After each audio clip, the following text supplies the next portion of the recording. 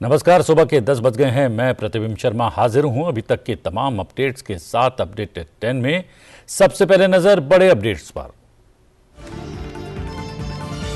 अंतर्राष्ट्रीय महिला दिवस पर सरकार का देश की महिलाओं को घरेलू गैस सिलेंडर की कीमतों में 100 रुपए की कटौती का तोहफा। सरकार का एलपीजी सिलेंडर की कीमतों में 100 रुपए की कटौती करने का फैसला। पीएम मोदी ने एक्स पर लिखा, हमारा लक्ष्य परिवारों की भलाई का समर्थन करना और एक स्वस्थ वातावरण सुनिश्चित करना। देश भर में श्रद्धा और उमंग से मनाया जा रहा है शिवरात्रि का पर्व। मंदिरों में लगा भक्तों का तांता। राष्ट्रपति प्रधानमंत्री ने दी देशवासियों को शुभकामनाएं। प्रधानमंत्री नरेंद्र मोदी नई दिल्ली के भारत मंडपम में देंगे पहले राष्ट्रीय रचनाकार पुरस्कार। 20 श्रेणियों में 23 विजेताओं को दिए जाएंगे पुरस्कार। पहले दौर में मिले थे 1.5 लाख से अधिक नामांकन।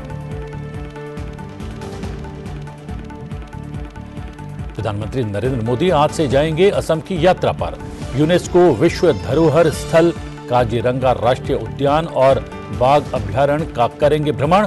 18,000 करोड़ रुपए की कई परियोजनाओं का करेंगे उद्घाटन, लोकार्पण और शिलान्यास। और उपराष्ट्रपति जगदीप धनखड़ आज करेंगे 3 दक्षिणी राज्यों की यात्रा। बेंगलुरु में इसरो उपग्रह एकीकरण और परीक्षण प्रतिष्ठान का करेंगे दौरा। केरल और तमिलनाडु की भी करेंगे यात्रा। आज देश भर में शिवरात्रि का त्योहार श्रद्धा और उमंग के साथ मनाया जा रहा है। मंदिरों में भक्तों का हुजूम उमड़ पड़ा है। जी हां, ऐतिहासिक सोमनाथ मंदिर में आज तड़के से शिव भक्तों की भीड़ लगी है। सभी पंक्तिबद्ध होकर दर्शन और पूजा अर्चना के लिए अपनी बारी की प्रतीक्षा कर रहे हैं। मंदिरों को भव्य रूप से सजाया गया है और लगातार पूजा अनुष्ठान जारी है। राष्ट्रपति, उपराष्ट्रपति और प्रधानमंत्री ने देशवासियों को शिवरात्रि के त्योहार की शुभकामनाएं दी हैं। प्रधानमंत्री ने और राष्ट्रपति ने जो है देशवासियों को इस अवसर पर शुभकामनाएं दी है। राष्ट्रपति ने प्रार्थना की है कि उत्साहपूर्वक मनाया जाने वाला यह पर्व सबके जीवन में शांति और समृद्धि लेकर आए। उपराष्ट्रपति ने अपने एक संदेश में कहा कि शिव और शक्ति के मिलन और बुराई पर अच्छाई की विजय का प्रतीक ये दिन सबके आध्यात्मिक विकास के लिए अत्यधिक महत्व रखता है। उन्होंने प्रार्थना की, भगवान शिव सभी को आंतरिक शांति, सद्भावना और खुशी का आशीर्वाद दें। प्रधानमंत्री ने भी कामना की है कि ये महापर्व हर किसी के जीवन में नई ऊर्जा लेकर आए और अमृतकाल में देश के संकल्पों को भी नई शक्ति प्रदान करे।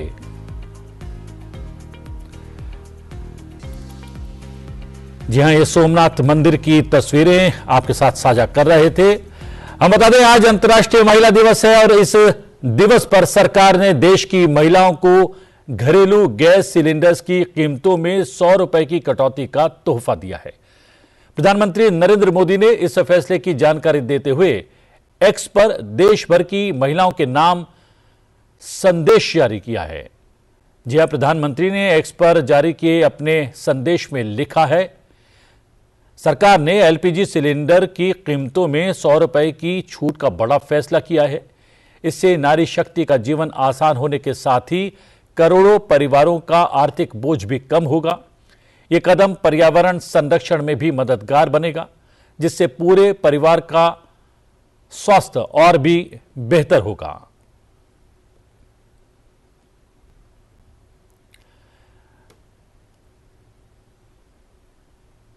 राष्ट्रपति द्रौपदी मुर्मू ने अंतर्राष्ट्रीय महिला दिवस पर सभी देशवासियों, विशेष रूप से महिलाओं को बधाई और शुभकामनाएं दी हैं। अंतर्राष्ट्रीय महिला दिवस पर अपने संदेश में राष्ट्रपति ने कहा, किसी समाज की प्रगति उसकी महिलाओं द्वारा की गई प्रगति से मापी जाती है। भारत की बेटियां खेल से लेकर विज्ञान तक जीवन के सभी क्षेत्रों में उत्कृष्ट प्रदर्शन कर रही हैं और देश को गौरवान्वित कर रही हैं। आइए युवा महिलाओं के रास्ते से शेष बाधाओं को दूर करने और उन्हें पंख देने के लिए मिलकर काम करें, क्योंकि वो कल के भारत को आकार देंगी।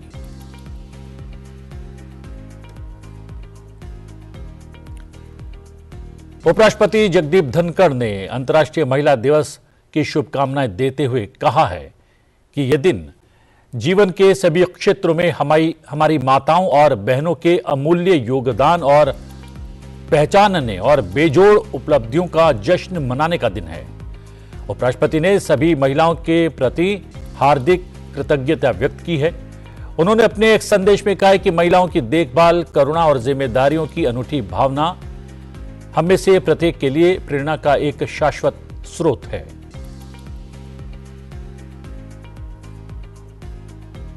अंतर्राष्ट्रीय महिला दिवस के अवसर पर दिल्ली विश्वविद्यालय की महिला शक्ति एक महान उद्देश्य के साथ परिवर्तन के एम्बेसडर के रूप में आगे बढ़ी है। जी हां, उद्देश्य 2047 तक मां भारती अपनी समग्र क्षमता को साकार करेगी, अपनी विरासत को आगे बढ़ाएगी और वैश्विक विकास के एक एक युग की शुरुआत करेगी। इन युवा छात्राओं ने विकसित भारत एम्बेसडर बनने का रास्ता चुना है।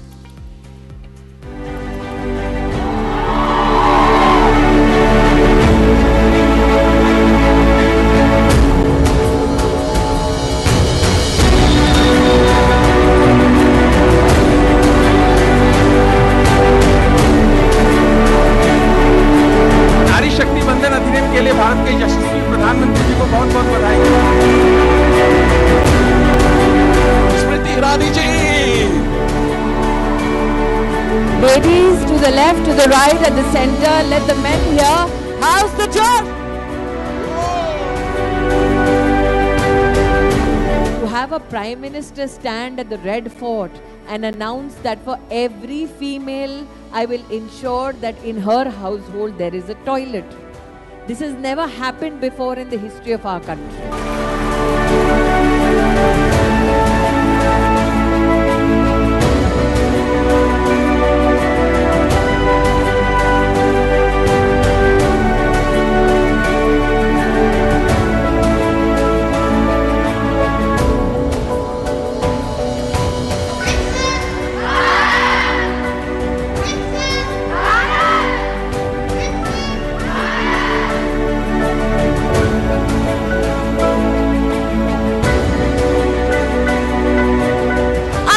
Bharat ambassador. Of course I make digital payments.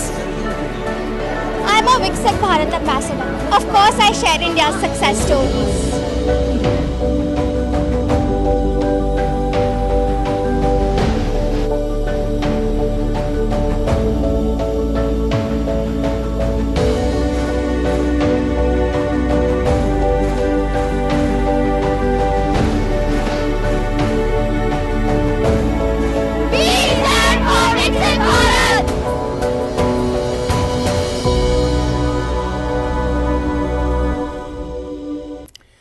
यह केंद्रीय मंत्री स्मृति ईरानी दिल्ली विश्वविद्यालय के इस विशेष कार्यक्रम में सम्मिलित हुई थी।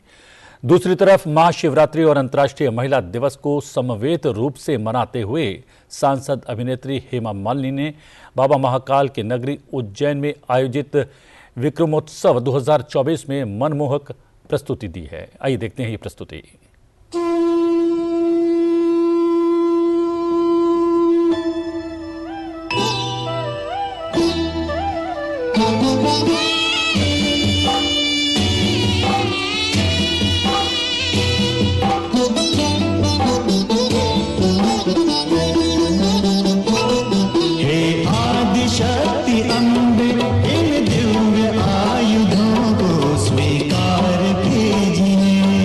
स्वीकार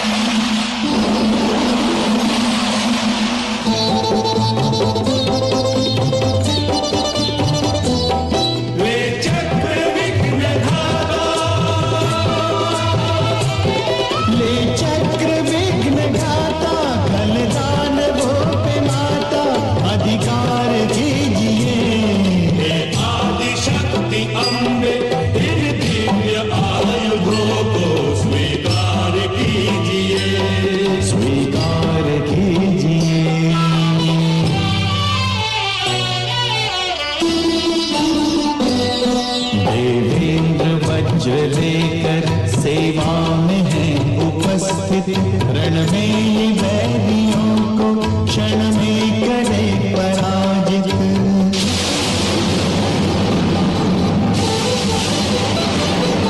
ये वज्र करके धारण,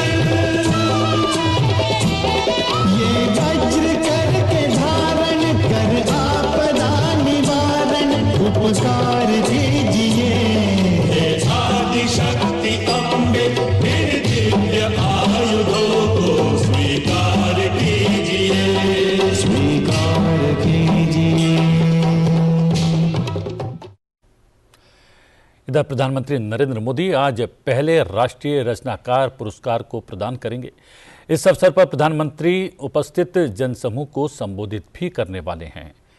जी हां, सुबह करीब 10:30 बजे नई दिल्ली के भारत मंडपम में नेशनल क्रिएटर्स अवार्ड प्रदान किए जाएंगे।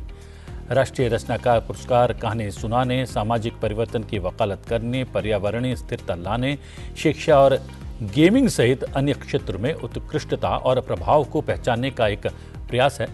पहले दौर में 20 विभिन्न श्रेणियों में तकरीबन 1.5 लाख से अधिक नामांकन प्राप्त हुए थे। इसके बाद वोटिंग राउंड में विभिन्न पुरस्कार श्रेणियों में डिजिटल रचनाकारों के लिए लगभग 10 लाख वोट डाले गए। इसके बाद 3 अंतर्राष्ट्रीय रचनाकारों सहित 23 विजेताओं का निर्णय किया गया। ये जबरदस्त सार्वजनिक जुड़ाव इस बात का प्रमाण है कि पुरस्कार वास्तव में लोगों की पसंद को प्रदर्शित करते हैं।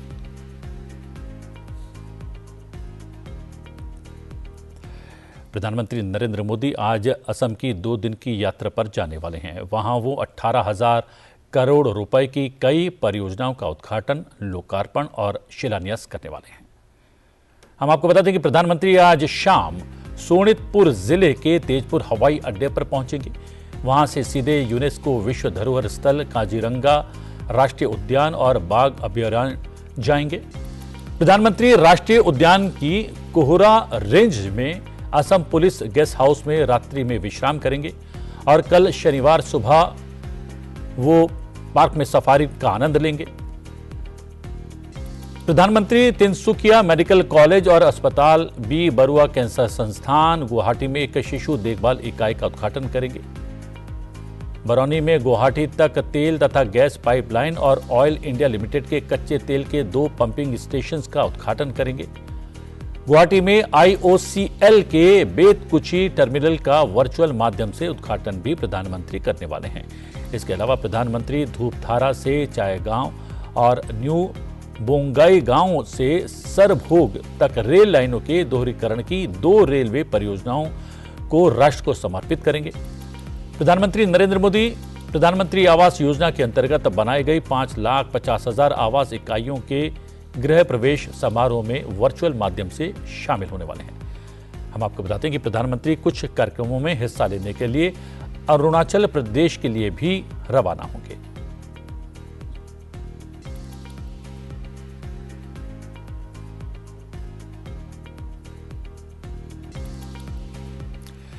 तमाम और अपडेट्स हैं वो आपके साथ हम साझा करते हैं। प्रधानमंत्री के कार्यक्रमों के अलावा उपराष्ट्रपति के आज के कार्यक्रमों की अगर बात की जाए तो उपराष्ट्रपति जगदीप धनखड़ आज 3 राज्यों कर्नाटक, केरल और तमिलनाडु का दौरा करने वाले हैं। उपराष्ट्रपति बेंगलुरु, तिरुवनंतपुरम और कोयम्बटूर जाएंगे। इस 1 दिवसीय यात्रा के दौरान उपराष्ट्रपति बेंगलुरु में इसरो उपग्रह एकीकरण और परीक्षण प्रतिष्ठान का दौरा करेंगे और इसरो के वैज्ञानिकों के साथ संवाद भी करेंगे। उपराष्ट्रपति केरल के तिरुवनंतपुरम में राजा नका पुरस्कार समारोह में मुख्य अतिथि के तौर पर शामिल होंगे। उपराष्ट्रपति महाशिवरात्रि पर्व पर तमिलनाडु के कोयम्बटूर में ईशा योग केंद्र में आयोजित समारोह में हिस्सा लेंगे। कैबिनेट बैठक में देश के लिए कई अहम फैसले लिए गए हैं। प्रधानमंत्री ने अपने एक संदेश में कहा कि मंत्रिमंडल के फैसलों से देश के विकास को गति मिलेगी। केंद्र सरकार के कर्मचारियों और पेंशन भोगियों के लिए महंगाई भत्ता 4% कैबिनेट ने बढ़ा दिया है। नई दिल्ली में मंत्रिमंडल की बैठक के बाद केंद्रीय मंत्री पीयूष गोयल ने कहा कि मंत्रिमंडल ने केंद्र सरकार के कर्मचारियों के लिए महंगाई भत्ते और पेंशन भोगियों के लिए महंगाई राहत की एक अतिरिक्त किश्त देने की भी अनुमति दी है। सरकार ने 1 जनवरी 2024 से मूल्य वृद्धि की क्षतिपूर्ति के लिए मूल वेतन पेंशन के 46% बढ़ोतरी की दर पर 4% तक की वृद्धि करने की स्वीकृति प्रदान की है।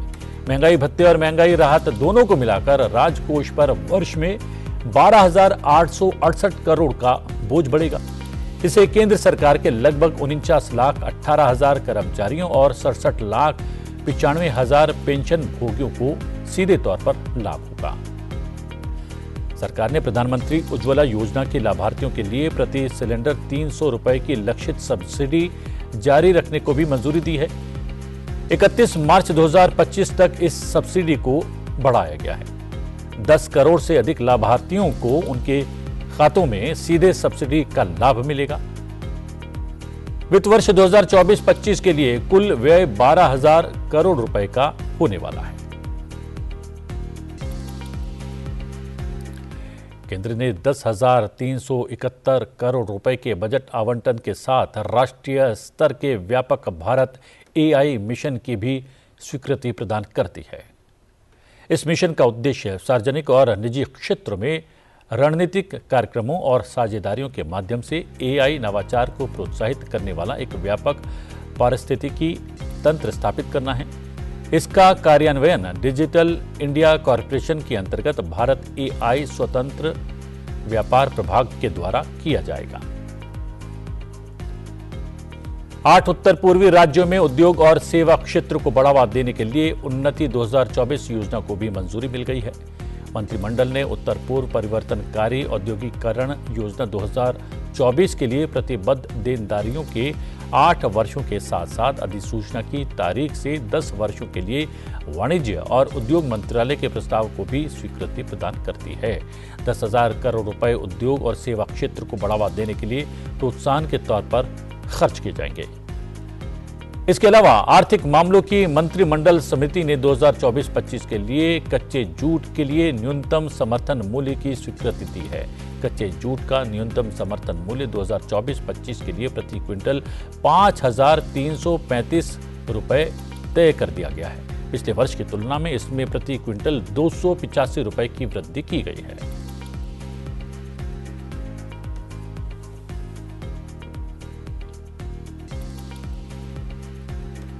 प्रधानमंत्री नरेंद्र मोदी ने जम्मू कश्मीर के श्रीनगर में गुरुवार को विकसित भारत विकसित जम्मू कश्मीर कार्यक्रम में 6,400 करोड़ रुपए की लागत से 53 परियोजनाओं का उद्घाटन किया।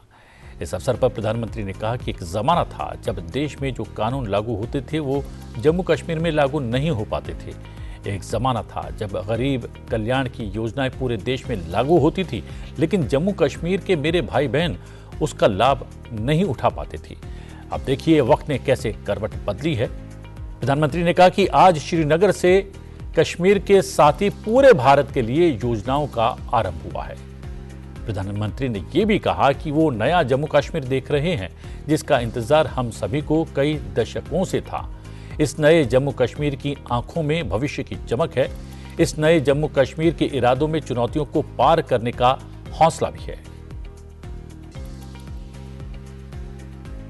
जब इरादे नेक हो, संकल्प को सिद्ध करने का जज्बा हो, तो फिर नतीजे भी मिलते हैं। पूरी दुनिया ने देखा कि कैसे यहां जम्मू कश्मीर में G20 का शानदार आयोजन हुआ। कभी लोग कहते थे जम्मू कश्मीर में कौन पर्यटन के लिए जाएगा। आज यहां जम्मू कश्मीर में पर्यटन के सारे रिकॉर्ड टूट रहे हैं। अब कृषि विकास कार्यक्रम से ये क्षेत्र और मजबूत होगा। 5,000 करोड़ रुपए के इस कार्यक्रम से अगले 5 वर्षों में जम्मू कश्मीर के कृषि सेक्टर में अभूतपूर्व विकास होगा। विशेष तौर पर बागवानी और पशुधन के विकास में बहुत मदद मिलेगी। जम्मू कश्मीर आज तेज रफ्तार से विकास के मार्ग पर आगे बढ़ रहा है। इस अवसर पर प्रधानमंत्री ने कहा कि जम्मू कश्मीर केवल एक क्षेत्र मात्र नहीं है। जम्मू कश्मीर भारत का मस्तक है और ऊंचा उठा मस्तक ही विकास और सम्मान का प्रतीक होता है। इसलिए विकसित जम्मू कश्मीर विकसित भारत की प्राथमिकता है। विकसित जम्मू कश्मीर विकसित भारत की प्राथमिकता है। साथियों, एक जमाना था जब देश में जो कानून लागू होते थे वो जम्मू कश्मीर में नहीं लागू हो पाते थे। एक जमाना था जब गरीब कल्याण की योजनाएं पूरे देश में लागू होती थी, लेकिन जम्मू कश्मीर के मेरे भाई बहन उनका लाभ उनको नहीं मिलता था। प्रधानमंत्री ने यह भी कहा कि जब इरादे नेक हों, संकल्प को सिद्ध करने का जज्बा हो तो फिर नतीजे मिलते हैं। जम्मू कश्मीर में पर्यटन के सारे रिकॉर्ड टूट रहे हैं। प्रधानमंत्री ने विकसित भारत विकसित जम्मू कश्मीर के लाभार्थियों से भी बातचीत की। उन्होंने विकसित भारत विकसित जम्मू कश्मीर कार्यक्रम में जम्मू कश्मीर पुलिस के शहीद जवानों को पत्र वितरित किए। दर्शन स्कीम के अगले चरण का भी शुभारंभ हुआ है। इसके तहत भी जम्मू कश्मीर समेत देश के अन्य स्थानों के लिए करीब 30 परियोजनाओं की शुरुआत की गई है। आज प्रसाद योजना के तहत 3 परियोजनाओं का लोकार्पण हुआ है। 14 और परियोजनाओं को भी लॉन्च किया गया है। पवित्र हजरतबल दरगाह में लोगों की सहूलियत के लिए जो विकास कार्य हो रहे थे वो भी पूरे हो चुके हैं। सरकार ने 40 से ज्यादा ऐसी जगहों की पहचान भी की है जिन्हें अगले 2 वर्ष में टूरिस्ट डेस्टिनेशन के तौर पर विकसित किया जाएगा। आज देखो अपना देश पीपल्स चॉइस अभियान भी लॉन्च किया गया है। इससे एक बहुत बड़ा अनूठा अभियान है। देश के लोग ऑनलाइन जाकर के बताएंगे कि ये देखने जैसी जगह है, और उसमें जो टॉप पर आएंगे उनके लिए सरकार पसंदीदा लोगों की चॉइस वाला स्थान के रूप में उसका पर्यटन स्थल के रूप में विकास करेगी। यह जन भागीदारी से निर्णय होगा। जहां अब चलो इंडिया पहल की भी बात कर लेते हैं। प्रधानमंत्री नरेंद्र मोदी ने भारतीय प्रवासियों से कम 5 गैर भारतीय मित्रों को बेमिसाल भारत की यात्रा करने और इसके बारे में जानने के लिए प्रोत्साहित करने का स्पष्ट आह्वान किया है। देखते हैं रिपोर्ट।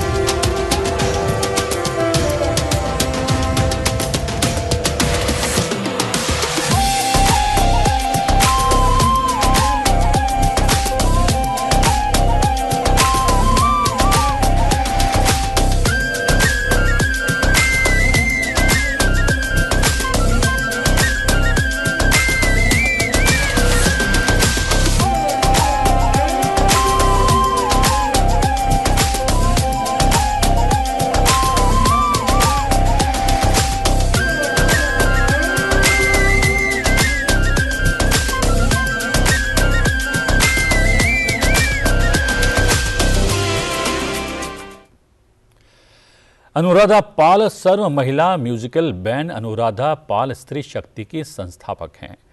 आपको चलते चलते छोड़े जाते हैं शिव शक्ति बैंड की एक खास प्रस्तुति के साथ। बने रहिए संसद टीवी के साथ। मुझे दीजिए आज्ञा। नमस्कार।